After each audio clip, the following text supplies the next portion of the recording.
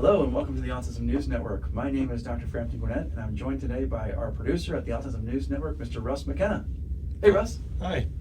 Thanks How are you? I'm doing great. Thanks for being on the show today.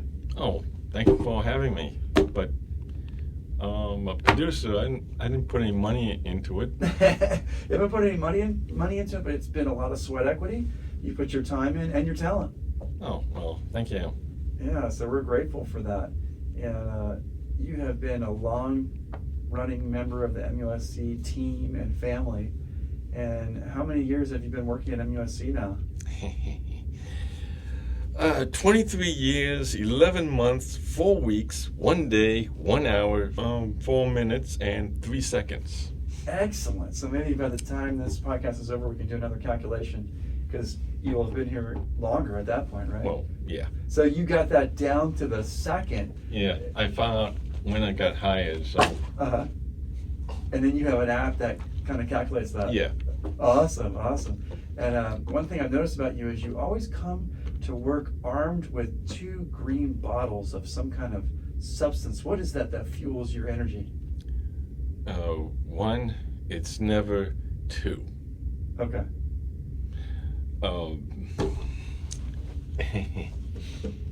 He's got at least 3 here.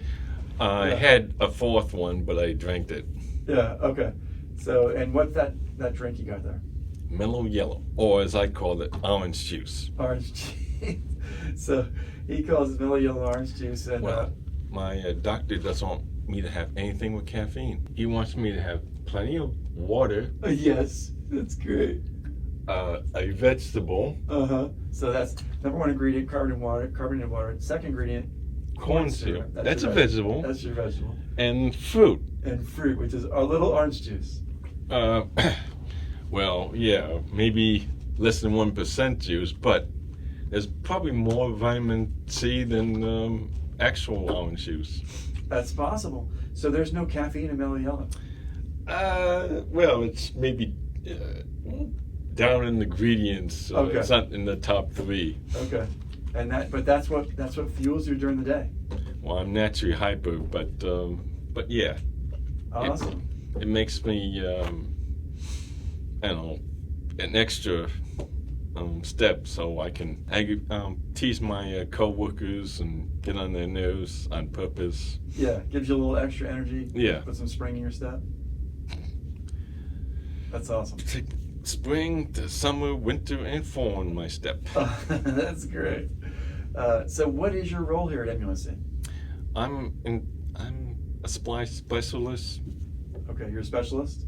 Yeah, supply specialist. That's what's on my... Supply specialist? Supply specialist. Okay, cool. You want me to show the camera that?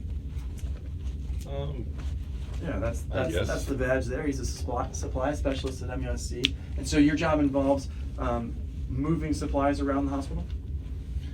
Well, moving, not necessarily like a mover, but yeah, I bring supplies like socks and syringes and all the other toothpaste, toothbrush. I mean, everything for the patient. Okay. No, that's wonderful. And I bring it up there. Yeah. I'm faster than my coworkers. I am more focused on it. I think of the patients as my siblings, so I try to make sure they have the supplies. So Why? I don't even let the nurses or techs or doctors use 1/10 of a brain cell thinking, do we have this? Right. I mean, I bring it up before they even know they need it. And I let them know if there's certain items that it's either back order or we just don't have it at that moment. That's so great. They don't have to call. Yeah, so you're doing your part Yeah. to support the patient and the treatment Yeah. team.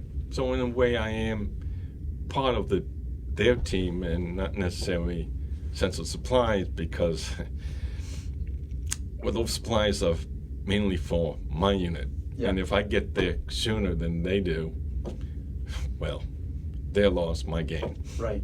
So you're taking care of your teams. Yeah.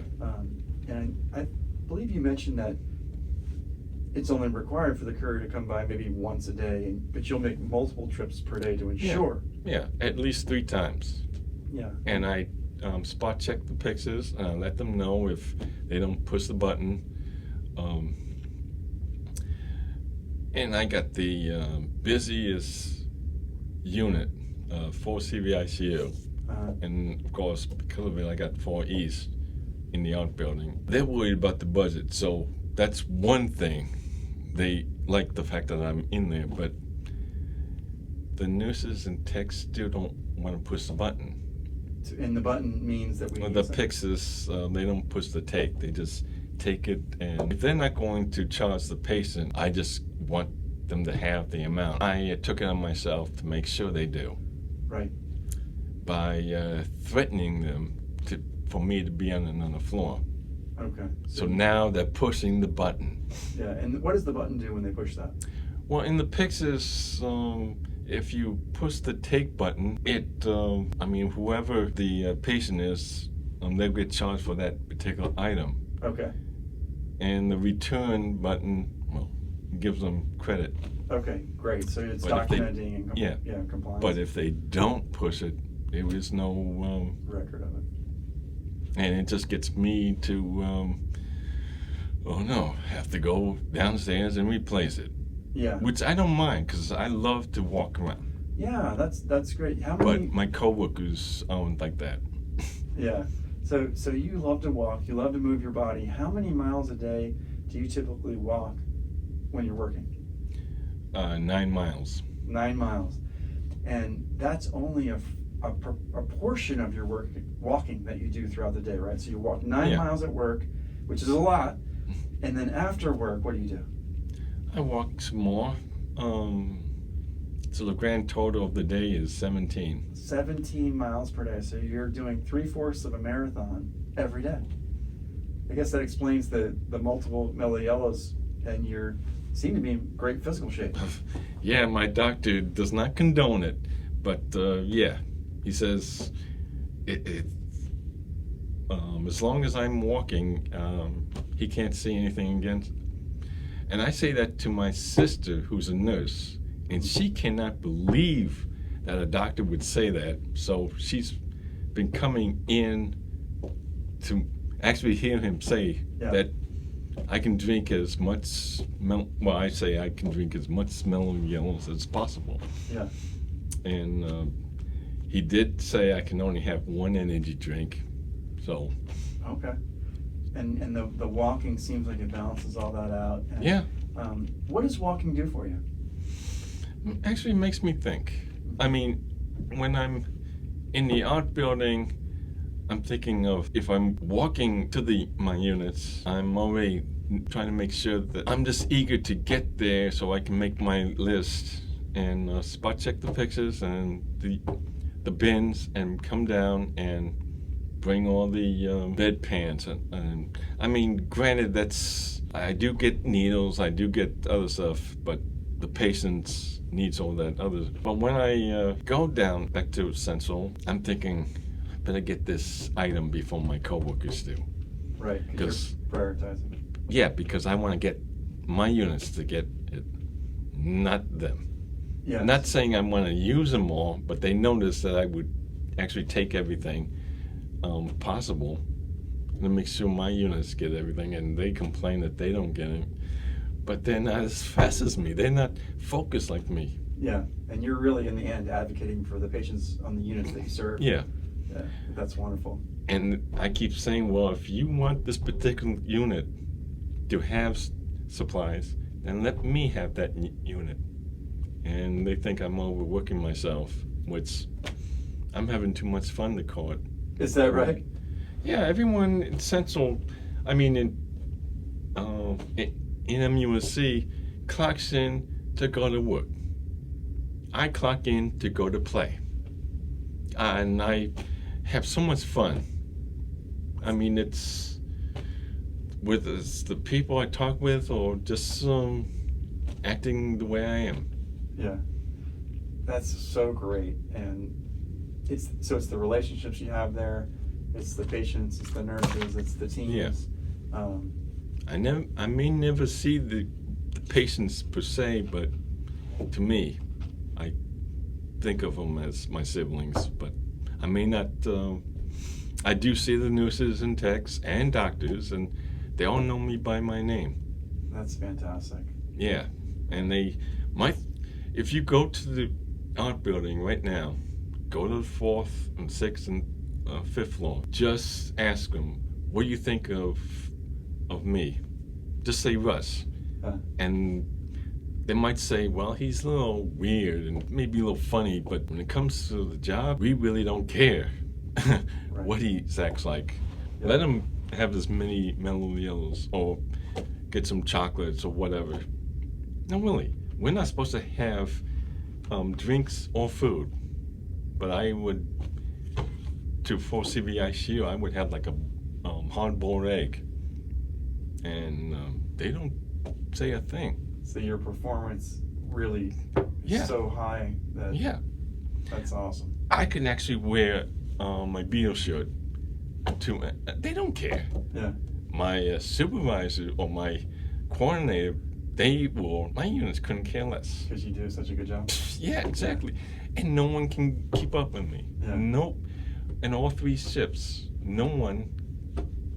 And I'm the oldest person there. You got these 20-year-olds who cares more about their hair, 40 hours, or their pay, and they say, this is hard, this. And some of them don't even call out when they don't come. I mean, there's no team effort there. Again, people I work with would say, that's not my job. That's not my floor. I'm gonna go to lunch. I'm saying, well, it's more for me. They stay 8 hours. Hey, the shift's done. Whether they're done or not, I stay between 12 and 14 hours, making sure this unit that I'm signed to gets everything. That's amazing. That's a long shift. Well, my siblings need these supplies. Absolutely. Yeah. Maybe that's part of the autism. I mean, I know that people focus, some on themselves, others, but the patience is the most important thing. And what am I going to do at home? I mean, yeah, I got my latch hook to do, or I got, I don't know. I'm just too hyper just to stand around, so. Yeah. I think it's wonderful that you're a patient-driven guy. And you mentioned autism, and can you take us back through when you first were diagnosed or told that you have autism? And so they're walking to Maine, whether they're in a wheelchair or crutches or even bedridden, they march over. Someone may have to push their bed, but they have to cross the street and they look both ways and maybe they get run over, but they want to get to Maine so they can have their mellow yellow. And that's in the cafeteria, or? Yeah. Maine has it, but Art doesn't. Okay. And so you get your supply over at Maine? No, if I don't get my orange juice, I get my substitute, Monster. Okay. That they sell, but no mellow yellow. Yeah. So that's definitely your rocket fuel. And you had alluded to autism earlier. Do you remember how old you were when you first learned that you had autism? Actually, I didn't know I had autism until I joined this group. Mm-hmm. I mean, the word autism, never heard of it. Mm-hmm. I kept, at first no one, we didn't know. I had, every 3 years, my dad would be promoted. We went from New York to Ohio. This is when you were growing up? Yeah. No, I was going in first grade. They had to set me back. In New York, I was in kindergarten. They had to send me back because they didn't understand why I'm acting the way I am. So here we moved from New York to Ohio. A speech teacher told my mom that I'm retarded because I couldn't pronounce my L's and R's right. Now she, who was born in New Jersey, like myself, she came in with that same accent. We just moved from New York. Speech teacher was amazed. She didn't realize that they were the other 49 states that I could have came from. So she didn't realize that your accent might have been mistaken for Right. a speech challenge. Yeah, and she even tried to get me to use my right hand. I'm both left and right-handed, but she thought that was wrong to be left-handed. She wanted to use my right hand all the time, and I write with my left hand and my right hand. It's whatever the pen is next to. That's the one I use. That's really interesting. So you can actually write with both hands. Yeah, I can write it forward and back. And I tend to have these stories in my head, but I could write from the from the very last word to the first one, because my mind's always thinking. Yeah, and we have talked offline about how you maybe think differently, and that's like your superpower. Well, yeah. What? I don't do drawings. I just do it in my head. For Latchuk Road. I don't understand, because when you do a drawing, you don't. You have to go in between the lines, and everyone knows what you're doing. But hey, if I don't like what it's happened here, I can always pull it out, put something else. Yeah. So when you're doing Latchuk, you'll imagine the pattern and then just kind of lay it No, out. it just stays there, and I have to bring it out. So you see an image in your mind? Yeah. Yeah. It just, you give me a color, red, blue, and orange, and all of a sudden I will have a design in my head about it. I have to cut the yarn. That's what takes so long, but yeah, I love it. That's awesome. It's the only time I actually am calmed down. Okay. When you're doing Latchuk. Yeah. That's great. And I do feel like your thinking process might not be like everyone else's. And it's been at times an advantage, at times a challenge. Yeah. Well, again, about when we moved to Michigan, again, I was in 5th grade, but they thought I wasn't doing ability, so they put me in another school, and I had to go down to 4th grade. When I was still in Ohio, I actually had a reading teacher. Kid you not, a reading teacher that took us all kindergarten, because they have a TV. So 5 days a week, we got to watch Sesame Street. That's how she taught us. The teacher did the same thing, only we saw an electric company. And I thought, I could have done this at home. Exactly. Why? But So you were obviously a very, very bright guy. yeah. What do you think it was that made people believe that you were not a bright guy when you were growing up? I did have trouble reading.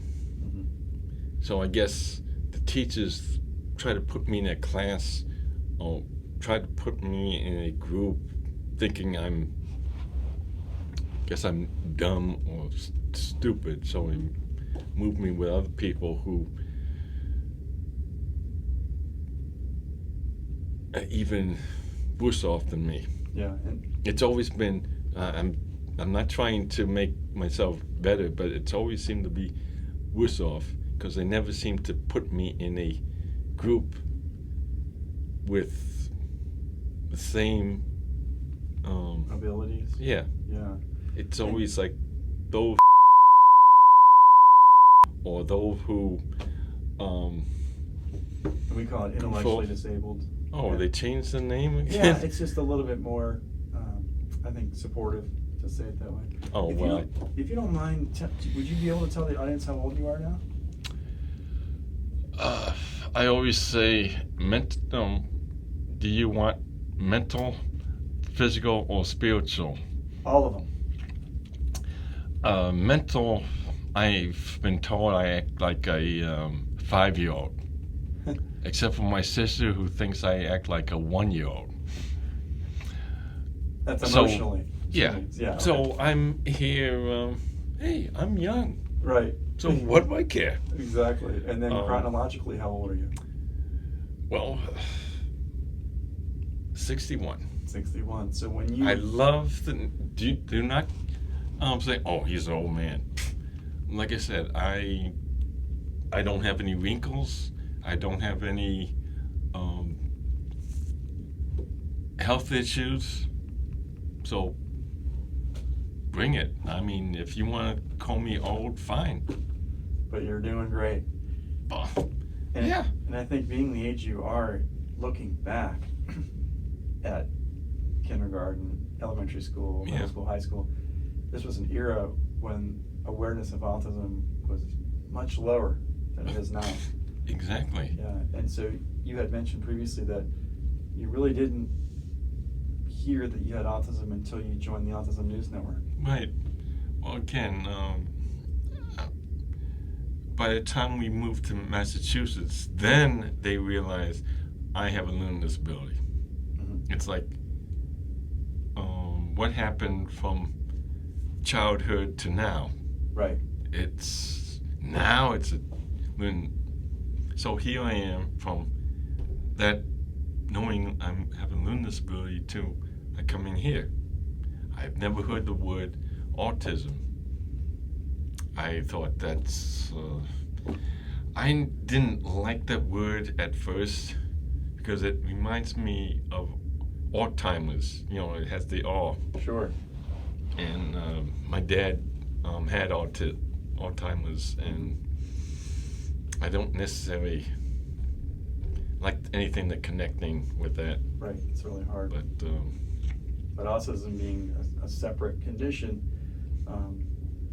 do you feel like you see some things in common with some of the other Autism News Network members?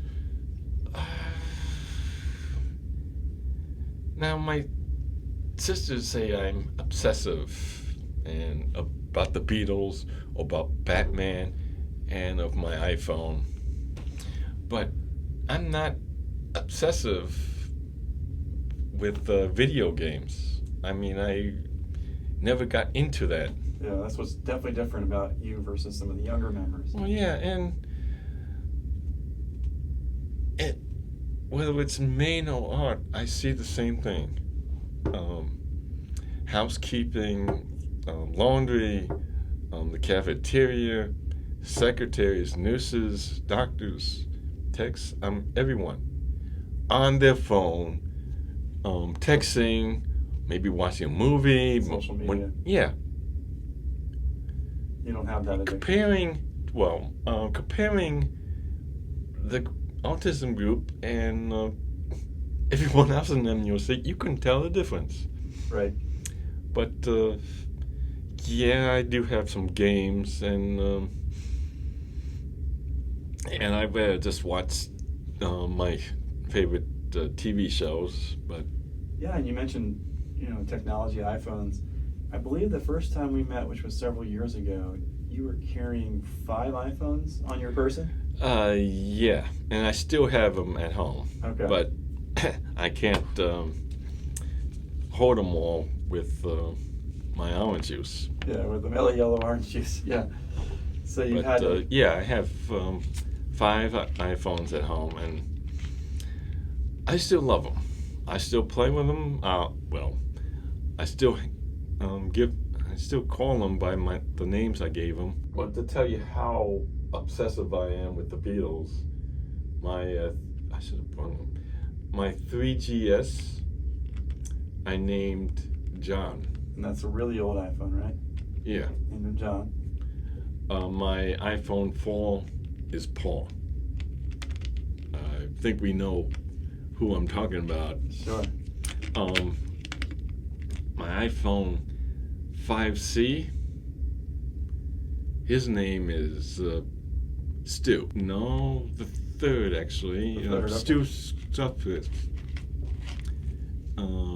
Was the only one actually. He was John Lennon's friend, but he was the only one that quit on his own, and it had nothing to do with it. But he had a tumor and died. But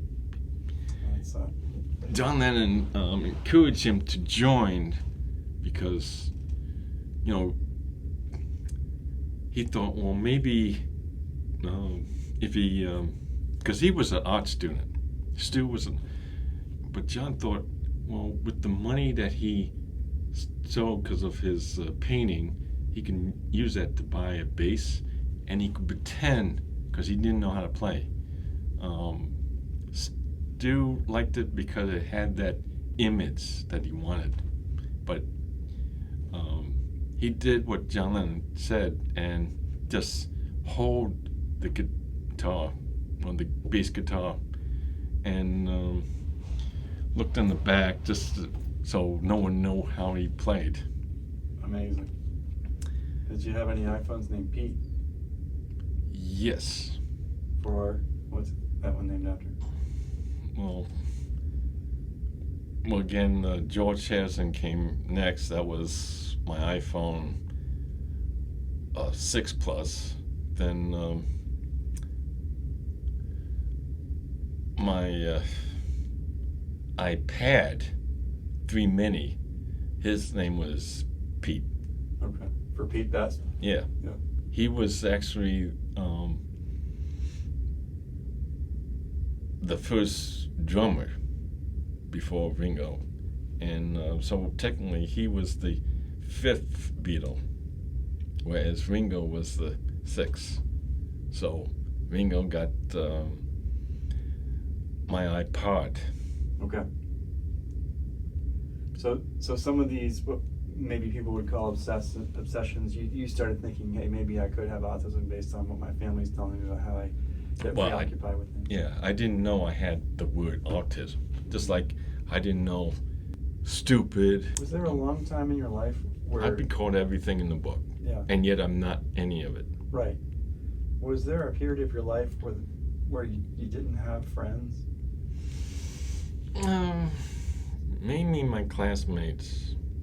Mainly, like I said, I was called a retard. No, I was called a, and I thought now that's kind of funny, but you know, you tend to believe what people say. So I'm thinking, they're the ones that like sports. I didn't care for sports. That's what they thought. But yeah, and yet I have a high IQ. You do. Every time someone says something about me, it's the opposite. And I think that's weird. They like to judge me. They like to point fingers, make them look good. But since I became a born-again Christian, nothing. I laugh at that. I make jokes about it. I even tease everyone. And the smart ones know not to tease me back. The dumb ones try to, and I just do it worse. It's good-natured teasing. Yeah. Yeah. You mentioned your spiritual age. You want to talk about that? Yeah. About 40 years. Okay. And it actually started, the process after John Lennon was murdered, or was actually assassinated. Yeah, when I read that article with 2 women in New York and 1 man in Florida committed suicide because they couldn't live without John Lennon. Right. I got thinking, 1, I wouldn't be able to listen to him in the afterlife. 2, who cares what people think? If the people around me think one way, everyone at that time knew I loved the Beatles and John Lennon. Why should I have people in different states or who I never met and they never met me think the same way? Right. Those 3 people, I don't know their names. I just know that what they did. Who knows what they had in their life? Maybe there was something that wasn't fulfilled. I don't know. I had to separate myself more or less. I then listened to the Rolling Stones, something which my brother listened to, and I would always say, "Oh no, the Beatles are better. Beatles better this. Beatles." I'm sure he got sick of the Beatles because that's all I play. Mm-hmm. But yeah, I listened to the Beatles. Then I listened to the Who, and when I listened, I have their albums. So I have all the Rolling Stones, all the Who, in vinyl, by the way. The Kinks. I pretty much, the Monkees, got all the British rock. The Monkees is considered the British because of Davy Jones, and Bubblegum, and a regular group, but I can get into Bubblegum another time. That's like a whole week discussion. part. Yeah, that's a wholly different. Now you mentioned when you came to the Autism News Network that you finally found some friends. Can you talk about that? Yeah. Well, I didn't mention the Christianity that was coming up, but yeah, I came to autism group because you helped me with well, anyone that knows who she is, I always say is the witch, the wicked witch of the West. And if I ever see her again, I have said this, if I ever see her again, I hope I have a bucket of water, because I want to see her melt. Really, she was awful. Everyone hated her. I mean, if I had that bucket of water, I may lose my job. Well, but everyone around will be applauding. Mm-hmm. And I don't care if I get fired. I'll have a smile on my face knowing I put that bucket of water on her. Mm-hmm. Oh, I would take my iPhone and take a picture of her being all wet. So I would have it framed. I would put it on the... So you and I connected in the last year or so. Yeah. In the office, and we talked about the Autism News Network, and what made you interested? Well, like I said, you helped me with that, and I thought nothing more or less. I thank you for the letter that you were going to do, but nothing. I mean, I just thought it's the trouble with her wasn't major anymore. I mean, she tried, continuing trying, but yeah. But something inside of you. But yeah. Made you think. But yeah, somehow my sister found out about this group that you had, autism. I said, Sue, I don't know about this autism. I have learning disability. How can I have autism? I'm still thinking Alzheimer's and how to, but no, she said that's what they call it now. I don't know what the word autism means, the actual word. I like to look up stuff. But then she told me about this email you had, the website, and I'm gotten interested, so I got in your group. I'm amazed. Usually I would assume maybe we would have a circle and talk about ourselves, kind of like a psychiatrist type thing. And no, there was group activity. Everyone was moving around. Now I only could see you every other Thursday. And I know you could say you can write up something, and you may have to, because we want more Russ. Well, yeah, but there's also a new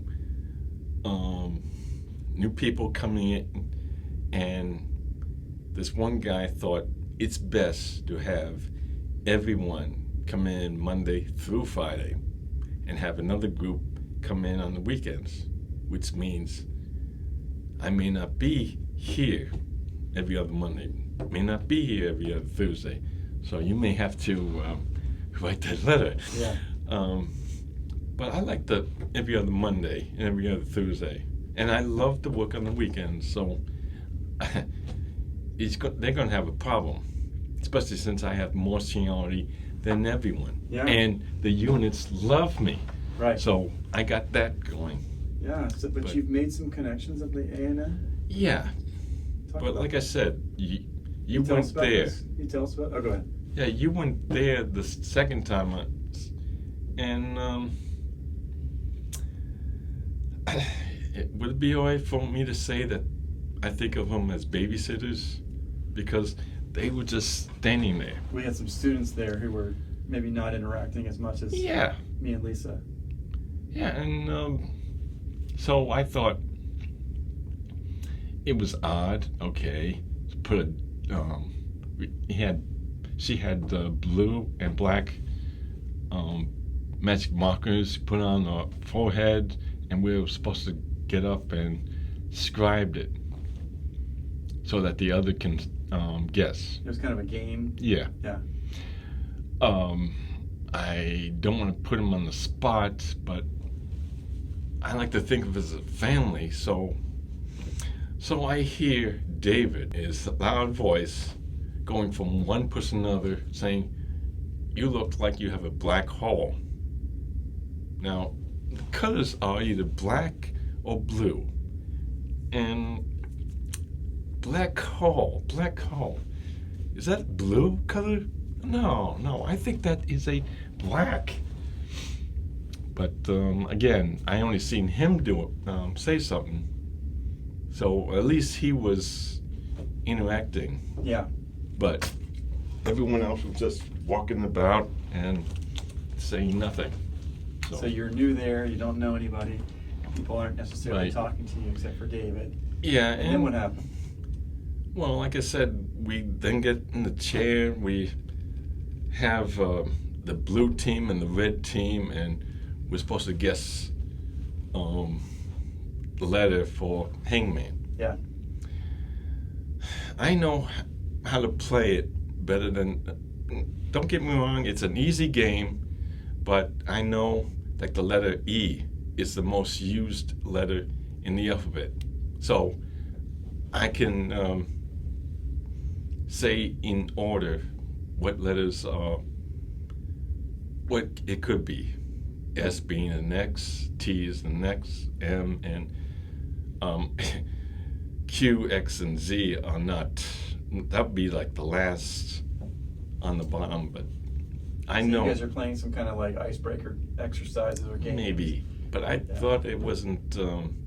We could have done something else. Or at least maybe get to know each other better or something. Talk about whatever. One woman had a shoebox and wanted. The same woman wanted me to put my iPhone, $150 phone, into a box. Now I have it in my pocket, and I had my latch hook in my bag. But I'm not going to put my iPhone, mine, in a shoebox. Yeah. And do you know why we do that? Ask everyone to put their phones in the box. Yeah, because everyone else is wants to get on it. Yeah. During the group. Well, I can understand that, but like I said, you would have to take my latch hook and put it in the shoebox. I see. Yeah. But you've made some interactions there. You've made some friends at the A&M. Well, yeah. As I would continue, maybe I talk too much, but at the end of the group, I thought, well, I'm just going to go home like I did the last one, because there was no one contacting me. But I really thought, I mean, everyone was talking about the state fair. No one came to me. Mm-hmm. And I thought, how friendly can this place be? Right. I figured, I enjoyed my days off. You know, I could sleep in, and the night before I could stay up. So who needs to sit here and do Hangman when I got techs, nurses, secretaries, doctors actually come to me and ask, do we have this, or just to say hi, to come down, play hangman, and just be as though I'm really, what's the word, valuable, or not really doing anything. It's like everyone ignores me. Not included and not part of it. No, so I was figuring, nah. I Might not tried ever it come back. twice. Maybe if you were there, maybe that would stay, but it was just nothing for me. Which means I would go, and you might have to contact my sister. Maybe my sister would contact me, but I just would tell her that it's just not for me, and then gone. I would have done that. However, one person got out of the chair and walked towards me and asked me to have lunch in the cafeteria. I said, great. So now I have a chance to, now I have somewhat of maybe a friend. Yeah. Maybe I could contact, or maybe she could, we get to know each other better. Yeah. I mean, who knows what the possibilities of the future could be. Right. And that's something new for you at that point. Well, yeah, to have someone just walk up to me, and I haven't had necessarily an actual friend for quite some time, just to hang out with. How long would you say it's been before that? And maybe it's because of my fault too, but probably 25 years. 25 years. But yeah, when my parents and I lived in Seabrook,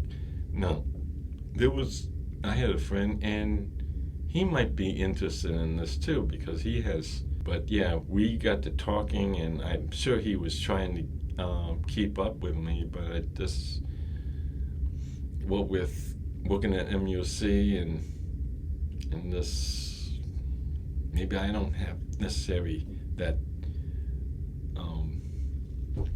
drive to continue, but it's just, I could call him right now, we can hang out, whatever, but it's not necessarily the same. He's in Seabrook, I'm here. Yeah. So after 25 years, you've started to make a few friends at the Autism News Network. Yeah, just, again, one at that one time. That was the start of it. Yeah.